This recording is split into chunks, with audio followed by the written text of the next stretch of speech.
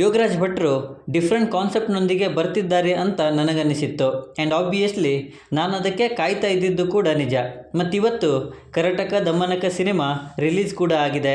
And cinema ನೋಡಿದ ನನಗೆ cinema ಹೇಗಿದೆ, ನನಗೆ ಹೇಗೆ ಅನ್ನಿಸ್ತು, ಆ್ಯಂಡ್ ಏನು ಇಷ್ಟ ಆಯಿತು, ಏನು ಕಷ್ಟ ಆಯಿತು ಎಲ್ಲವನ್ನು ಕೂಡ ಹೇಳ್ತೀನಿ. ಅದಕ್ಕೂ ಮುಂಚೆ ಚಾನಲ್ಗೆ ಹೊಸಬರಾಗಿದ್ದರೆ ದಯವಿಟ್ಟು ಚಾನಲನ್ನು ಸಬ್ಸ್ಕ್ರೈಬ್ ಮಾಡಿಕೊಂಡು ಪಕ್ಕದಲ್ಲಿರೋ ಗಂಟೆಯನ್ನು ಕೂಡ ಬಾರಿಸಿಬಿಡಿ. ಏಕೆಂದರೆ ಇದೇ ತರಹದ ಮತ್ತಷ್ಟು ಡಿಸ್ಕಷನ್ ಜೊತೆಗೆ ಭೇಟಿ ಆಗ್ತಿರೋಣ. ಆ್ಯಂಡ್ ಈ ವಿಡಿಯೋ ನಿಮಗೆ ಇಷ್ಟ ಆದರೆ ನಾನು ನಿಮ್ಮ ಕಡೆಯಿಂದ ಬಯಸೋದು ಒಂದು ಲೈಕ್ ಮಾತ್ರ. ಅದನ್ನು ಕೂಡ ಕೊಟ್ಟು ವಿಡಿಯೋನ ಕೊನೆವರೆಗೂ ನೋಡಿ.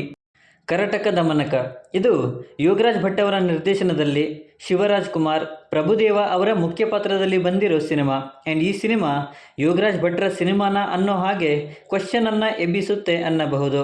ಇಲ್ಲಿ ನಂದಿಕೋಲೂರು ಅನ್ನೋ ಊರಿದೆ. ಆ್ಯಂಡ್ ಆ ಊರಲ್ಲಿ 15 ವರ್ಷದಿಂದ ನೀರಿಲ್ಲದೆ ಬರಗಾಲ. ಜೊತೆಗೆ ಆ ಊರನ್ನು 25 ವರ್ಷದ ಹಿಂದೆ 2 ಜನ ಕೊಂದಿದ್ರು. ಆ್ಯಂಡ್ ಈಗ ಅವರು ಜೈಲಲ್ಲಿ ಇದ್ದರು. ಬಟ್ ಈಗ ಅವರು ಮತ್ತೆ ಆ ಊರನ್ನು ಸಾಯ ಬಡಿಯೋಕೆ ಬರ್ತಾ ಇದ್ದಾರೆ.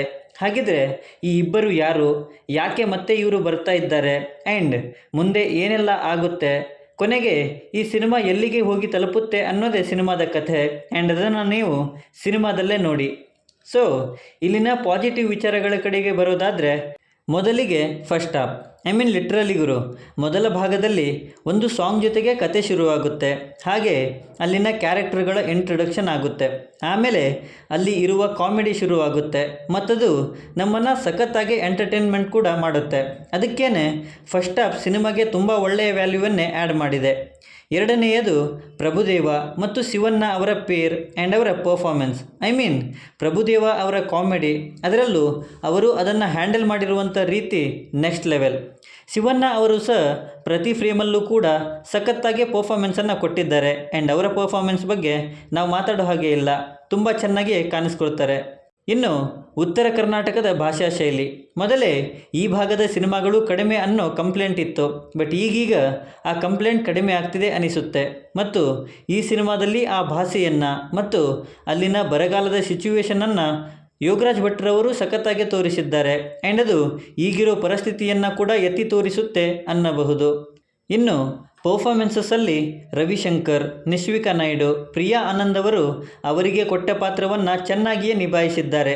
ಇನ್ನು ನನ್ನ ಸ್ಪೆಷಲ್ ರಂಗಾಯಣ ರಘು ಅವರ ಬಗ್ಗೆ ನನಗೆ ಎಕ್ಸ್ಪೆಕ್ಟೇಷನ್ ಜಾಸ್ತಿ ಇತ್ತು. ಬಟ್ ಅವರಿಗೆ ಇದ್ದದ್ದೇ ಕೆಲವು ಪೋರ್ಷನ್ ಮಾತ್ರ, ಅದನ್ನು ಕೂಡ ಅವರು ಅಷ್ಟೇ ಚೆನ್ನಾಗಿ ನಿಭಾಯಿಸಿದ್ದಾರೆ. ನನಗೆ ತುಂಬ ಇಷ್ಟ ಆಗಿದ್ದು ಅಂದರೆ ಇಲ್ಲಿದ್ದ ಕಾಮಿಡಿ. ನಕ್ಕು ನಕ್ಕು ಸುಸ್ತಾಗೋ ಹಾಗಿದೆ ಅನ್ನಬಹುದು. ನೆಗೆಟಿವ್ಸ್, ಸೆಕೆಂಡ್ ಹಾಫ್ ಲಿಟ್ರಲಿ ಗುರು, ಫಸ್ಟ್ ಹಾಫ್ ತುಂಬಾ ಎಂಟರ್ಟೈನ್ ಮಾಡುತ್ತೆ. ಬಟ್ ಸೆಕೆಂಡ್ ಹಾಫ್ ತುಂಬಾ ಲ್ಯಾಗ್ ಮಾಡುತ್ತೆ. ಪಾಯಿಂಟ್ ತುಂಬ ಚಿಕ್ಕದು ಆ್ಯಂಡ್ ಕಥೆ ಅದರ ಸುತ್ತಾನೇ ಸುತ್ತುತ್ತೆ. ಅದು ನಮಗೆ ಬೋರ್ ಹೊಡಿಸುತ್ತೆ ಅನ್ಕೋತೀನಿ. ಕೆಲವು ಸಿಚುವೇಶನ್ಸನ್ನು ಹ್ಯಾಂಡಲ್ ಮಾಡಿರೋದು ಆ್ಯಂಡ್ ಅವುಗಳನ್ನು ಪ್ರೆಸೆಂಟ್ ಮಾಡಿರೋದು ಕೂಡ ತುಂಬಾ ಸಿಲ್ಲಿ ಅನಿಸುತ್ತೆ. ಅದು ಕೂಡ ಸಿನಿಮಾಗೆ ನೆಗೆಟಿವ್ ಆಗಿದೆ ಅಂತ ನಾನು ಹೇಳ್ತೀನಿ. ಫೈನಲಿ ಕೊನೆಯಲ್ಲಿ ಬಂದ ಆ ವಿಜುವಲ್ಸ್ ಕ್ವಾಲಿಟಿ ತುಂಬಾ ಪೂವರ್ ಆಗಿತ್ತು.